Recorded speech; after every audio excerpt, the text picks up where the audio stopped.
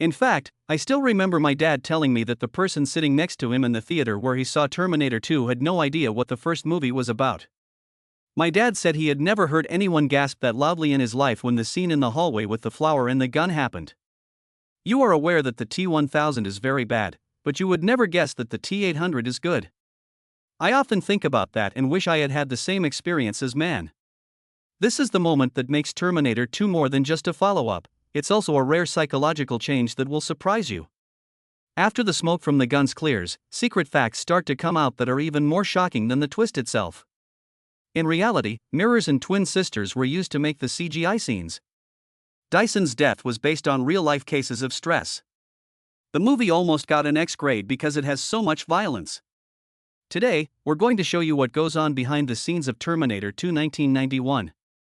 Not CGI, but mirrors and twins were used in some scenes. John, get out of the way. Many people are still sure that the scene in Terminator 2 where Sarah Connor faces herself in the mental hospital was made with computer graphics. People in the crowd think that only a computer could have done something so scary. But no, there were no computer images at all.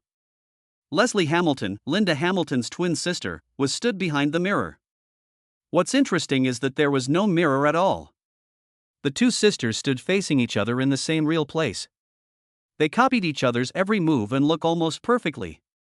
The camera was put in a way that made it easy for people to see it as a reflection.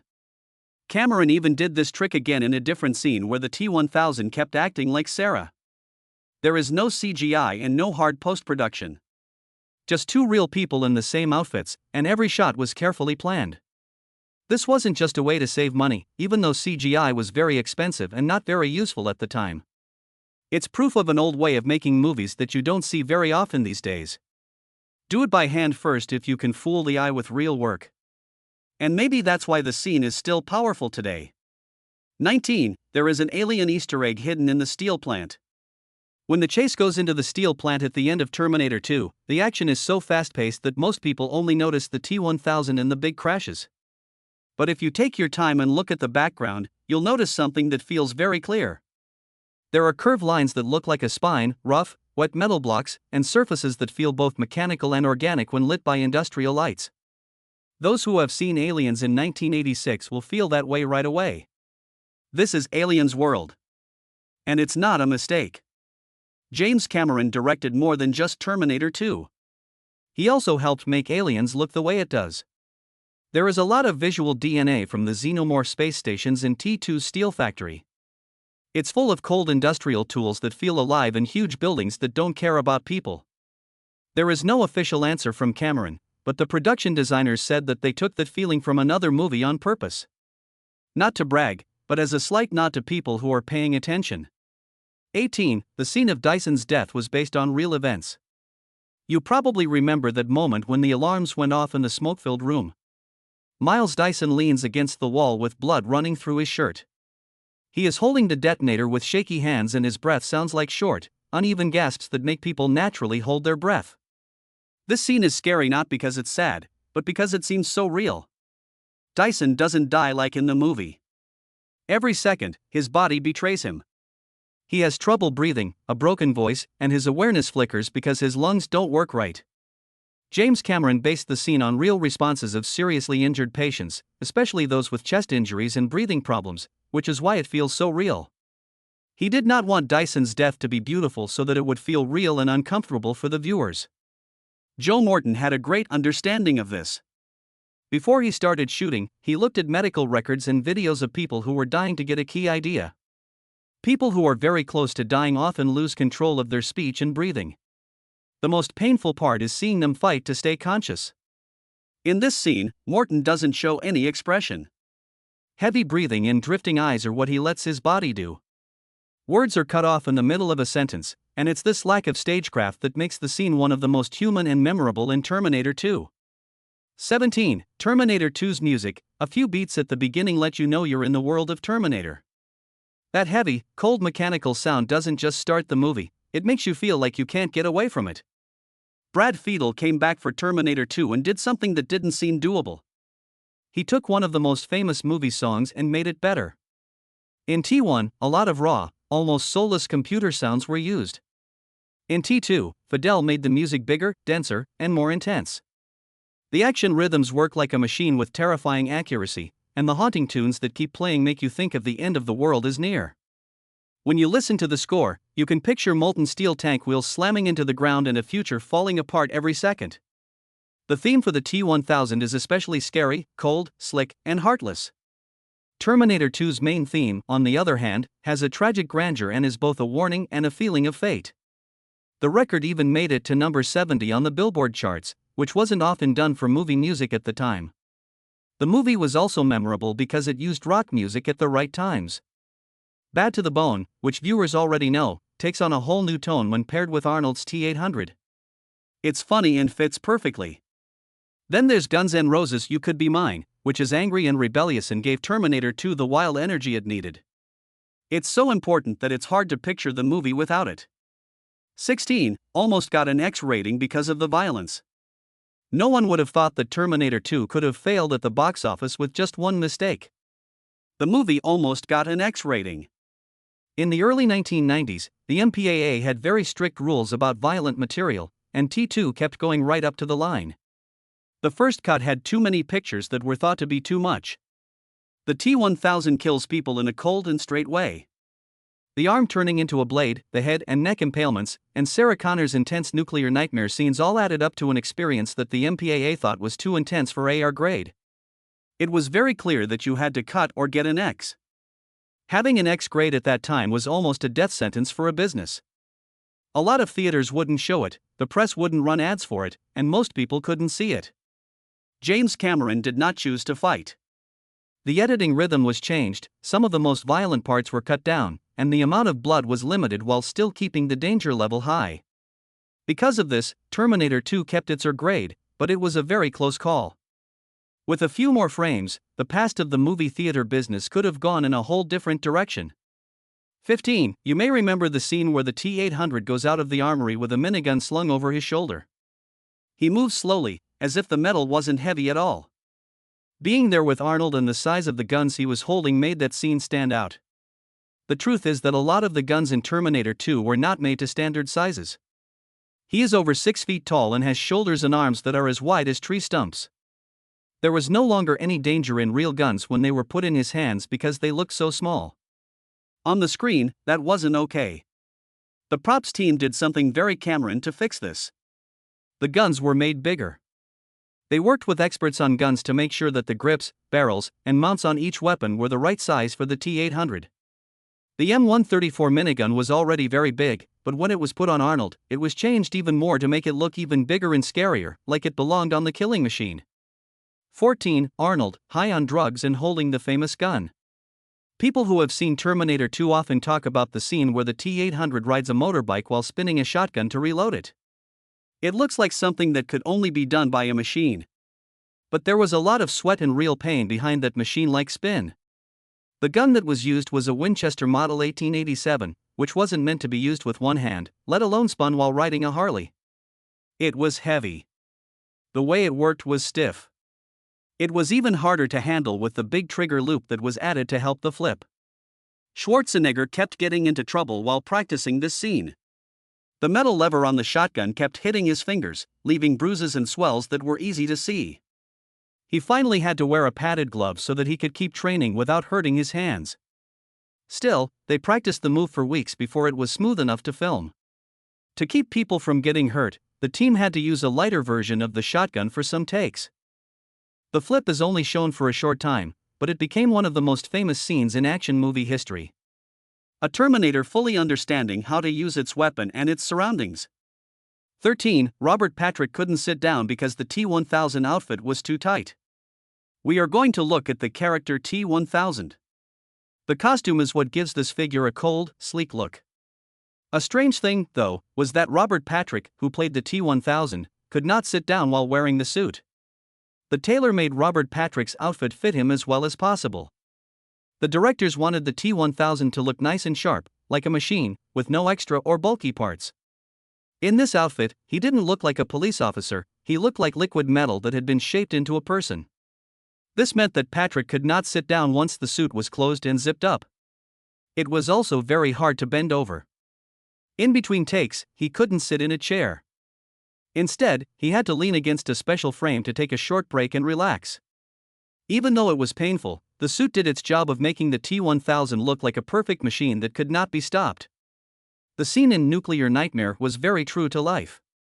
Next, let's look back at one of the scariest parts of the movie, Sarah Connor's Nuclear Nightmare. Many experts still say that this scene is one of the most accurate images of a nuclear explosion ever shown on film. In the dream, Sarah stands on a field and watches kids play without any worries. It's a very peaceful scene. Then, a blinding flash comes from the sky. There is silence for a moment, and then all hell breaks loose. When the shockwave hits, it destroys everything and turns buildings into dust. In a scream of despair, Sarah is burned alive as a wall of fire moves across the city. Her hands are still on the breaking metal fence. Not only is the feeling in this scene scary, but so is how true to life it is. Later, a lot of experts said that the pattern of light, heat, and shockwaves was very similar to what would happen in a real nuclear explosion. Cameron carefully read science materials and talked to experts to put this scene together. That's why this scene is still powerful today. 11. The house that Cyberdyne was in was a real bank. Are you ready to rock? Get ready. It's time to leave. Right now. Take me to the Cyberdyne Systems headquarters, which is one of the movie's most important sites. This is where the first steps of Skynet were being made in secret. In the movie, it looks like a cutting-edge tech study center, but the building itself was very plain. An office building in Fremont, California, that was later used by Security Pacific Bank was used to film the outdoor shots of Cyberdyne. The site was picked because of its modern, angular, and cold architecture. It looked real enough to be the home of future microprocessors, so they didn't have to build a fake set. The halls, glass offices, and workspaces you see when the characters break into the building to destroy Skynet research are real. There was close control from the local government during the big explosion in the climax. Safety teams for special effects rigs had to be used by the crew. And licenses to make sure that gunfire and fireballs didn't actually hurt anyone. That building is still there today. 10. The voice of Edward Furlong changed. There was one guy, though, who was pretty cool. He taught me about cars. That's fine, that's fine. I'm going to fly. Fly low.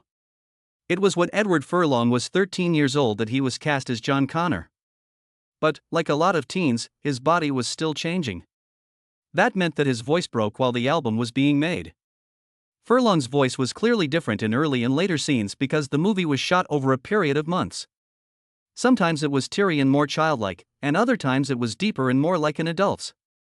The team had a lot of trouble with this. It was unacceptable for John Connor to sound older all of a sudden in the middle of the movie.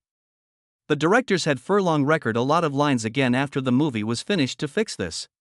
In a strange way, though, his voice was too deep when he did. In order to keep the flow going, the sound team had to pitch it up in some places. It shows how good the music department is that you haven't noticed this before. 9. The Terminator's weird smile was snipped. That's fine. You could work on it in front of a mirror or something. In a scene that was cut, John Connor tries to teach the T-800 how to smile so that it will look more human. But not many people know that this scene wasn't in the theater version. It gave the T-800 a strange, funny, and human touch. At that time, what happens next is one of the most fake and robotic facial reactions ever caught on film. The T-800 doesn't move. With a face that is cold and lifeless, he slowly pulls his mouth into what looks like a friendly smile. But the end result looks like a stiff frown, like the machine isn't working right. James Cameron chose to leave the scene out of the movie because of this. He was afraid that the scene would slow down the movie and make the T-800 look silly as the story moved toward tough moral choices and sadness. But when it was added to later, longer editions, the smiling scene became a favorite because of the awkward humor it offered. 8. Arnold didn't really carry very heavy things in Terminator 2. No, I need to keep working, and then the job is done. You might think Arnold Schwarzenegger had a hard time lifting or carrying very big things in the movie, especially when the Terminator is killing enemies and using weapons with ease. But the truth is that Arnold didn't really carry the full weight in the most difficult shots, even though Terminator 2 has a lot of action scenes and moments that show how strong he is. To make shooting easier and safer, props were made lighter. For example, the T-800's M1C4 minigun is a good model. In real life, the gun itself weighs more than 38 kilograms, not counting the ammunition belt. The gun Arnold brought on set had a hole cut out of it, making it much lighter. Some shots used nothing but a shell, with no other parts that worked. The amazing thing is that people didn't notice. Every movement still looks completely real, thanks to well-thought-out camera settings and editing. There are 7, the truck and motorbike. Chase almost didn't make it. Remember the chase with the motorbike and truck? John Connor riding his dirt bike through the drainage ditch is one of the most exciting parts of the movie. Behind him, the T-1000 roars in a big semi-truck, and just as it's time, the T-800 shows up on his Harley. In a strange twist, that famous scene almost didn't make it into the movie. It was all about money. A lot of money was spent on this scene, which included professional stunt drivers, a lot of safety steps, and closing down the whole Los Angeles drainage canal. The executives at the company were afraid that costs would get out of hand, and they even suggested cutting the scene short or not at all. James Cameron was strongly against this. He said it wasn't just a scene of action, but also the first time John really thinks the Terminator is on his side. The main connection in the movie would not be as powerful without it. In the end, Cameron was able to persuade the studio, and the scene was filmed using only physical effects and real stunts, with no CGI at all. Because they were brave, they made one of the best chase scenes in the history of action movies. 6. For the T-1000 to look like liquid metal, new technology had to be created. Remember how the T-1000's body closed in on itself like living mercury as it stepped onto the tiled floor? In 1991, this picture was not only shocking, it had never been seen before in a movie. Makeup mechanical models or normal filmmaking techniques could not bring the idea of a liquid metal killer to life. Because of this, Industrial Light and Magic had to be brave and come up with new technology while the movie was still being made. To make the T-1000 come to life, they made their own software, new morphing animation systems, and whole new rendering processes. Early 3D scans of Robert Patrick were done by ILM, and morphing algorithms were used to change the shape of his body right in front of the crowd. It took several days to make each second of these effects. It was like building a whole tech company inside the movie theater because the process was so advanced. One of the first movies to use lifelike CGI on a person was this one. Indeed, the effect is still strong after more than 30 years. 5. Robert Patrick learned how to run without running out of breath or blinking. Robert Patrick, who played the T-1000, tried to make his whole act as machine-like as possible. He ran quickly without taking deep breaths, didn't blink much, and didn't show any emotion. Patrick was running very fast when the T-1000 chased John Connor through the drainage channel, but his face was expressionless, his eyes were set, and his chest barely moved. To do this, he worked on controlling his breathing for weeks. Patrick also tried to make blinking less noticeable because he thought that while it was a natural response, a machine didn't need it. Everything about his running form, from his stride to the way his arms moved, was carefully studied to get rid of any human traits. Because of this, the bad guy doesn't roar or make big movements, but he still scares people. It doesn't look like the T-1000 is hunting. He is just moving forward without stopping or thinking. Robert Patrick was one of the scariest bad guys in action movie history because he had such inhuman control over his body. 4. Terminator 2 was one of the first movies to be pushed on the internet. When it came out in 1991, most people didn't even know what the internet was. There were no social networks, movie websites, or on-demand clips. Most people were still only exposed to movie ads through TV newspapers and theater posters. But T2 sneaked ahead in the background. The studio worked with Quantum Link, a site for Commodore computers that would later become America Online, AOL. They put up press releases, promotional photos, information about what went on behind the scenes, and early news about the movie on that very basic platform. Few people were able to get to it, but those who did felt like they were in touch with the future. These days, this might sound small or even silly. But back in the early 1990s, it was a risky test. Hollywood had no idea that the internet would become the most important place for news. Much like its own story, Terminator 2 had already stepped in first. A word from the future had come to the present a few beats early. As Linda Hamilton trained to become Sarah Connor, she was like a fighter. The guys my mom hung out with were mostly deep. In the first movie, Sarah was just a scared waitress caught up in the chaos. In this one, she's a tough survival fighter, and Hamilton worked hard to make that change seem real. In order to do this, she trained hard for more than 3 months. The routine included working out, learning how to use weapons, and learning how to fight. She worked with Uzi Gal, who used to work for the Israeli Special Forces, whom she learned how to shoot, reload, and move like a real agent. Because of this, everything she does, from holding a shotgun to clearing a room, comes from real military training, not just practicing moves. The change in appearance was just as shocking. She cut down on weight, built muscle, and toned her body so that her arms and shoulders stood out, making her a famous figure for the role. Arnold Schwarzenegger was paid more than $21,000 in for each line of speech he wrote. "Stay here. I'll be back. Goodbye, sweetheart." This one figure sums up all action movies from the 1990s. Arnold Schwarzenegger was paid $15 million for Terminator 2: Judgment Day. At the time, that was one of the biggest money deals in Hollywood. What's amazing is that he didn't say much. During the whole movie, Schwarzenegger says only about 700 words. That comes to about 21 pounds out of 429 pounds per word. At that time, a phrase like "I'll be back" or "Hasta la vista baby" was worth as much as or more than many Americans' annual income. Arnold didn't just show up to say a few lines, of course. For his part, he had to do a lot of hard physical work, including hours of makeup, months of fitness training, dangerous motorbike stunts, training with weapons, and most importantly, a lot of publicity for the movie. That being said, the math is still crazy. 1. When you look at the pile of Terminator toys, you know right away that it's the 1990s. This was the time when an R-rated action movie with lots of guns and death could still be seen in a child's room. Kenner made the Terminator action figure line, and they didn't hold back. Kenner is the company that made Star Wars and Ghostbusters. I still remember exactly how it felt to hold the T-800. If you pull its arm down hard, the face will flip open and show you its metal endoskeleton. As a child, that moment was like magic. I took it around with me and told myself, I am the Terminator. I didn't play John Connor. I was always and only Arnie. Many of these toys don't make much sense now, of course. The T-800 has a pink shirt on. The T-1000 doesn't look like Patrick Roberts. The Terminators have their own cars and gas masks, which were not in the movie. At the time, though, who cared? They were made of plastic and were really cool. What about you?